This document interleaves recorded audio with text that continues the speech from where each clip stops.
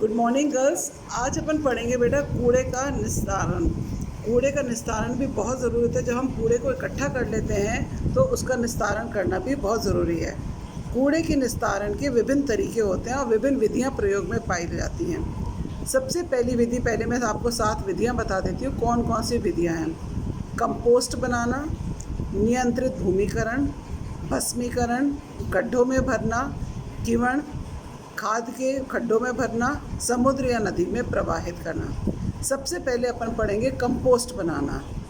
Compost विधि द्वारा मल एवं कूड़े दोनों का ही निस्तारण किया जाता है।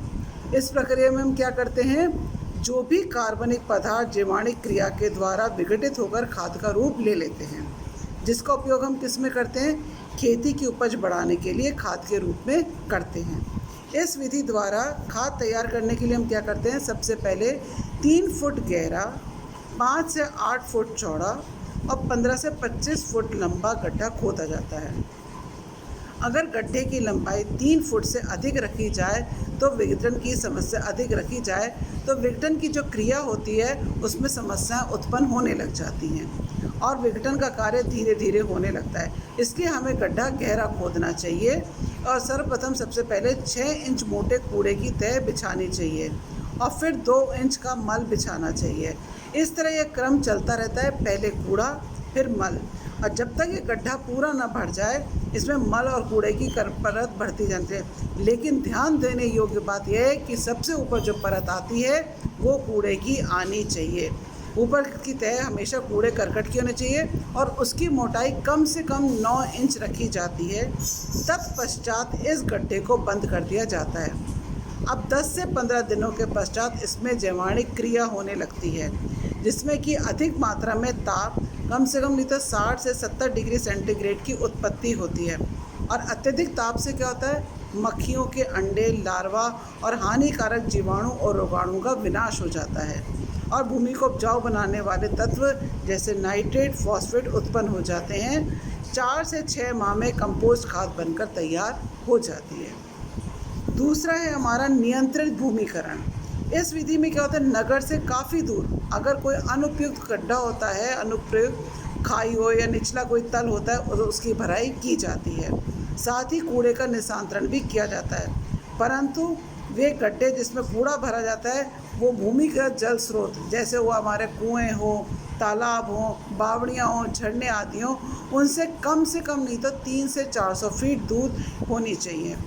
भूमि में विद्यमान गड्ढों को भरने के लिए सबसे पहले नीचे ठोस पदार्थ डाले जाते हैं, जैसे पत्थर, ईंट, कंक्रीट, कांच के टुकड़े, लकड़ी आदि डाले जाते हैं। इसके बाद 6 से 8 इंच कूड़ा डालकर उसके बाद दोबारा 8 से 10 इंच की मिट्टी की तह डाली जाती है। ये प्रक्रिया बार बार करी जाती है और ये तब तक चलती रहती है जब तक कि हमारा गड्ढा भर ना जाए। गड्ढा भर जाने के पश्चात इस भूमि पर खेती की जा सकती है और इस प्रकार के भराव में जैवाणिक क्रिया होती है, जिसके कारण भौतिक व रासायनिक परिवर्तन होते हैं और ये भूमि उपजाऊ बन जाती है और हानिकारक रोगाणु, मक्खियों के अंडे, लार्वा आदि अधिक तापमान मतलब 60 डिग्री सेंटीग्रेड के कारण 7 से 10 दिन के भीतर मर जाते हैं। परंतु ध्यान रखें, ऐसे स्थान पर मकान बनाने से पूर्व कम से कम नहीं तो 8 से 10 वर्ष तक का कृषि का काम होना चाहिए, तब ये भूमि मकान बनाने के लिए उपयुक्त रहती है। थर्ड पॉइंट है हमारा भस्मीकरण। इसमें क्या होता है, जैसे कि नाम से ही लगता है भस्मीकरण, इसमें कूड़े के निस्तारण के लिए सबसे उपयुक्त और सर्वोत्तम विधि है। इस विधि द्वारा भस्मीकरण जो यंत्र होता है या भट्टी हम कहते हैं वो बनाई जाती है, जिसमें सूखे कूड़े कचरे को जलाया जाता है। जलने के पश्चात जब हमारा कूड़ा जल जाता है तो उसमें कार्बनिक पदार्थ कार्बन डाइऑक्साइड और नाइट्रोजन में बदल जाता है और साथ ही कूड़े की मात्रा में सिमटकर 1/4 हो जाता है। इस राख को हम क्लिंकर्स भी कहते हैं। इस राख को हम क्या कहते हैं, क्लिंकर्स कहते हैं। और इसका उपयोग किसमें होता है, भवन निर्माण और सड़क बनाने में काम में आता है। भस्मीकरण करने से पूर्व अच्छी तरह से हमें ज्ञात होना चाहिए कि भस्मीकरण का कार्य नगर और आवासीय जहाँ पर लोग बाग रहते हैं उस स्थानों से काफ़ी दूर होना चाहिए, क्योंकि उससे निकलने वाली दूषित और हानिकारक विषैली वायु सार्वजनिक स्वास्थ्य को प्रभावित कर देती है। यह विधि सबसे उत्तम होती है, संतोषप्रद होती है, स्वास्थ्यप्रद होती है, परंतु ये बहुत अधिक खर्चीली भी होती है, क्योंकि भस्मीकरण यंत्र जो होता है उसको क्रय करने में काफ़ी धन की आवश्यकता होती है। नेक्स्ट है गड्ढों में भरना। इस विधि में गड्ढों में भरकर कूड़े का निस्तारण किया जाता है। यह विधि सबसे सरल, सुगम और सस्ती है, परंतु यह अस्वास्थ्यकर एवं असंतोषजनक है, क्योंकि इस विधि से क्या होता है, कूड़े के खमीरीकरण से बदबू आने लगती है, जिससे कि वातावरण दूषित हो जाता है और सार्वजनिक स्वास्थ्य के स्तर को भी प्रभावित करता है। इस विधि द्वारा क्या करते हैं हम, कूड़े का निस्तारण गड्ढा, खाई या निचले स्थान को भरने के लिए किया जाता है और इन गड्ढों में कूड़ा करकट डाल दिया जाता है। बाद में 12 इंच तक की एक मिट्टी की तह बिछा दी जाती है। कुछ दिनों के पश्चात हम देखते हैं कि जो भी जीवाणु क्रिया के कारण कूड़े खाद में परिवर्तित हो जाते हैं, यहाँ की भूमि कृषि कार्य हेतु उपयुक्त हो जाती है, परंतु गड्ढा खुला रहने के कारण मक्खियाँ उन पर बैठकर सार्वजनिक स्वास्थ्य को प्रभावित करती हैं, क्योंकि मक्खियाँ जल, दूध, भोजन, फल, मिठाई आदि पर बैठकर उनको भी दूषित कर देती हैं।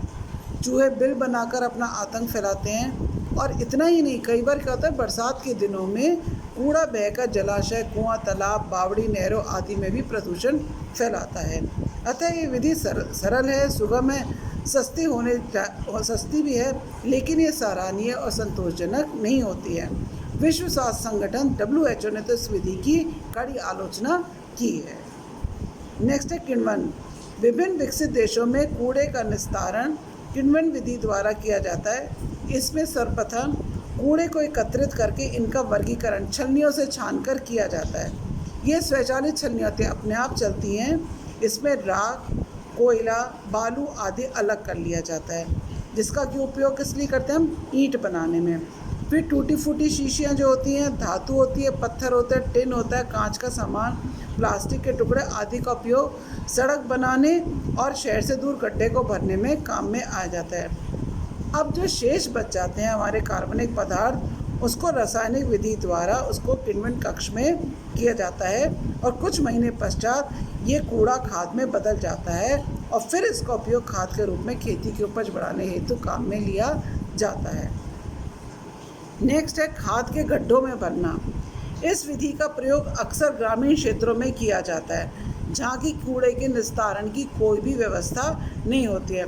हम प्राय क्या होता है, घर के पिछवाड़े में या घर से थोड़ी दूर में पास में खेत में गड्ढा खोदकर उसमें घर से निकले जो भी कूड़ा करकट, गोबर, घास फूस, पत्ते, मवेशियों के मल मूत्र रात आदि की भर दिया जाता है तथा प्रतिदिन कूड़ा डालने के पश्चात ऊपर से मिट्टी बिछा दी जाती है। 6-7 महीनों में जीवाणु क्रिया के द्वारा ये कूड़ा करकट खाद में बदल जाता है और इस खाद का उपयोग ग्रामीण किस लिए करते हैं, अपनी खेती में कृषि उपज को बढ़ाने हेतु किया जाता है। ये विधि बहुत ही सस्ती, सरल, सुगम और संतोषप्रद है। लास्ट पॉइंट है हमारा समुद्र या नदी में प्रवाहित करना। इस विधि द्वारा कूड़े करकट का निस्तारण समुद्र या नदी में प्रवाहित करके किया जाता है। गांवों और नगरों में जिनके किनारे से नदियां समुद्र गुजरते हैं, तो वहाँ के कूड़े करकट को एकत्रित करके नाव द्वारा जल की तेज़ बहती धारा में प्रवाहित कर दिया जाता है, परंतु ये विधि काफ़ी व्ययवादी होती है। क्यों? क्योंकि इस विधि में सबसे पहले तो कूड़े को हम इकट्ठा करते हैं, फिर नदी या समुद्र तक ले जाने की व्यवस्था करते हैं, तो इसमें काफ़ी धन की आवश्यकता हो जाती है। और कई बार क्या होता है कि कूड़ा नदी में बहकर पुनः नदी के तट पर आ जाता है, तो और कचरा और उस कचरे को नदी के जल तक पहुंचाने में मजदूर की भी आवश्यकता होती है। तो ये विधि संतोषप्रद नहीं है, क्योंकि इससे जल प्रदूषण भी हो जाता है। कूड़े के अगर अपर्याप्त निष्कासन और निस्तारण के कारण कई निम्न दुष्परिणाम भी सामने आते हैं, जैसे चूहों की समस्या, मक्खियों का पनपना, विभिन्न प्रकार के जीवाणु, विषाणु, रोगाणुओं का पनपना, सड़ान से दुर्गंध फैलना, जल प्रदूषण, वायु प्रदूषण का होना, भोजन, जल, फल, मिठाई आदि का दूषित होना, संक्रामक रोगों का फैलना, मच्छरों का पनपना, व्यक्ति का स्वास्थ्य का स्तर निम्न होना, वायु जनित रोग हो जाते हैं जैसे क्षय रोग, काली खांसी, चेचक, पोलियो आदि का, जलवाहित रोग हो जाते हैं जैसे हैजा, पेचिश आदि, और कई बार कृमि रोग भी फैल जाते हैं। तो ये आज हमने पढ़ लिया है कूड़े का निस्तारण।